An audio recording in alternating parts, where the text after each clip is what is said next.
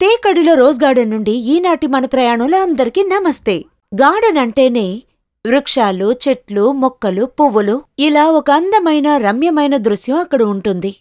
ఆదిలో కూడా దేవుడు ఏదేను అనే ఒక తోటని మొదటి మనుషులైన ఆదాముకు, హవ్వకు ఇచ్చారు. మరి ఆ తోట సకల ఆశీర్వాదములు నిండి ఉన్న ఒక అద్భుతమైన తోట. కాని ఆదాముకి, హవ్వలకి ఆ తోటలో ఉన్న ఆశీర్వాదాలను అనుభవించడం చేతకాలేదు. కారణం పాపం.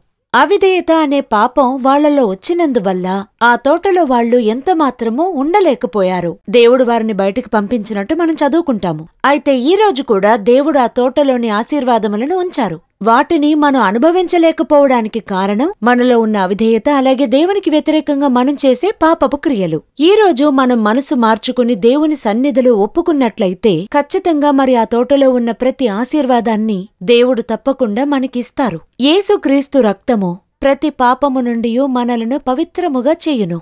Have a nice day. God bless you.